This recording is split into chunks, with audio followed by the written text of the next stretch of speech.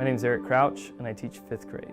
My journey as a learner is very different, I think, than a lot of teachers that I know. A lot of teachers that I know were very successful in school, and unfortunately, I didn't have a lot of that success in school. And so one of the things that I remember very well was being in a kindergarten class and having someone pull me aside because I couldn't get the work done because I just didn't have the ability to do the task the way they wanted it done in the environment that it needed to be done. I was very distracted and I couldn't really give my best effort, and I didn't really feel that there was a level of support that helped me get to a place where I could be successful.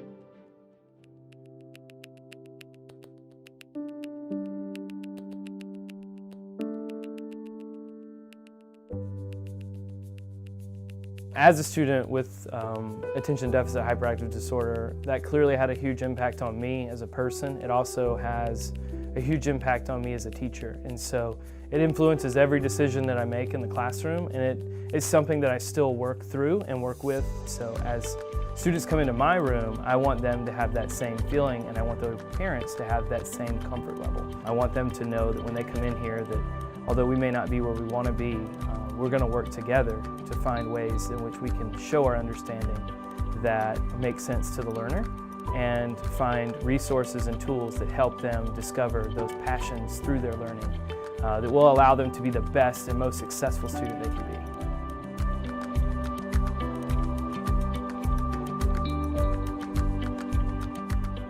One of the ways that we represent information to kids in different ways is sometimes we find that kids don't take whole group instruction very well.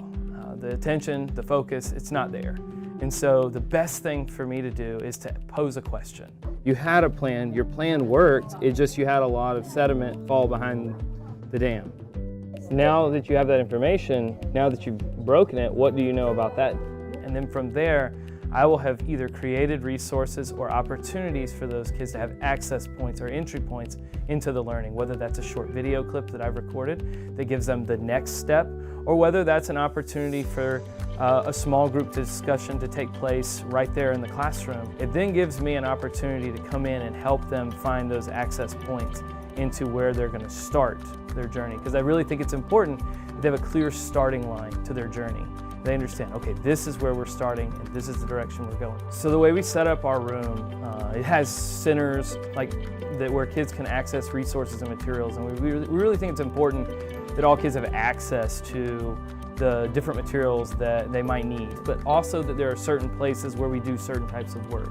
What we find is that some kids are more drawn to certain types of hands-on activities, whereas other kids need spaces that are a little less hands-on and a little bit more minds-on. Maybe that's like a station where they can be at a computer and they can kind of stand and research.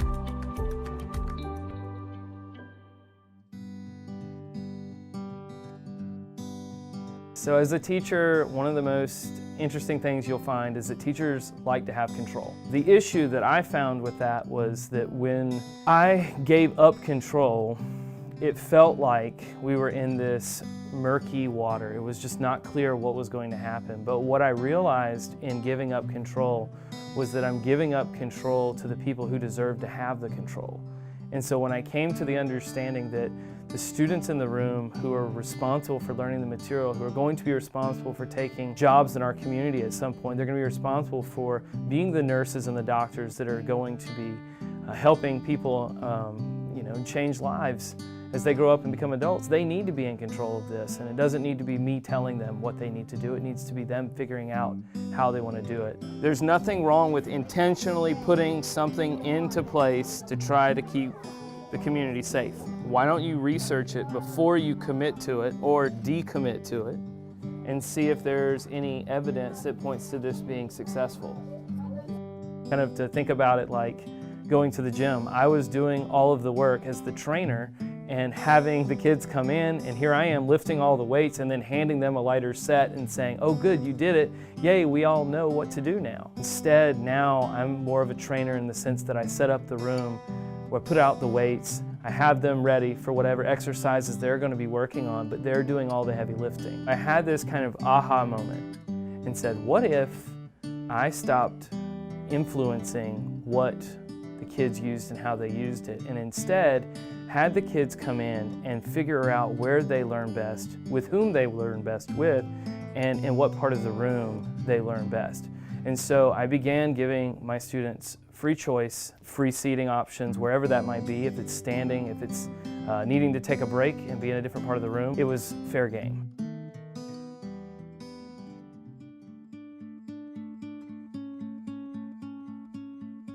One of the really neat things about watching kids explore their own learnings is to see how kids demonstrate their understanding. And so I've had students create songs to explain a time period, maybe that's the Spanish-American War, and they take specific details and write a song, and then they sing it, or compose it, or record it at home, and then share it with the class. And that is just such a special way to connect to the learning. That's the way they understand, and that's where they feel most comfortable, so then that's a great opportunity for you.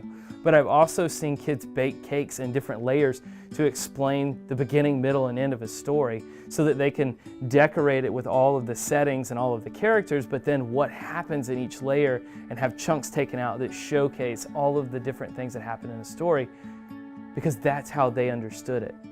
And to me, if I were to just say, oh, let's do a cereal box, and you're just going to do the beginning, middle, and end on the back, and the cover on the front, and on the side you're going to list the characters, I would have lost the opportunity to really see how special their thinking was and to see how special their creativity was. So eventually, what do you think was going to happen? This was going to fall down, and this probably would have fallen down too. So if that didn't fall, do you think this would have happened as quickly? Being able to give back and support my students in this way is one of the most rewarding and special moments of being a teacher. Is I have been right where you've been, and I think we can work through this in a way that will really empower you to better understand who you are as a learner and to give you an advantage that I didn't have as a student. I truly believe that our students, all the problems that we have in our world are trapped inside of our students' passions, and if we can pursue those passions, we can solve those problems. And so really getting to know our students is one of the most important things that we do because it helps us and it helps reveal to us the things that students are really, really exceptional at. And if we can bring those exceptional gifts and talents into the classroom setting and allow them to use that in order to showcase their learning and understanding,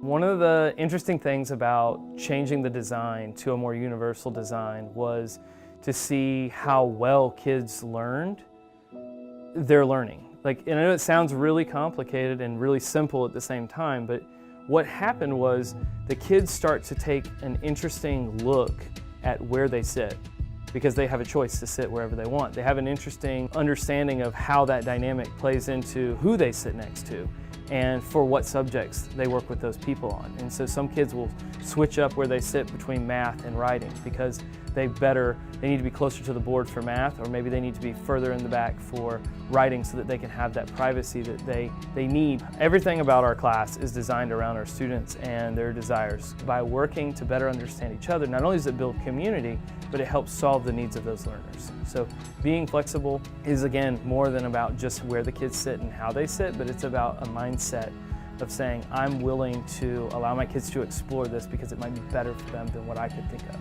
I can't really think of a better way to honor the student and their learning than to give them that opportunity to showcase just who they are as a learner and who they are as a human.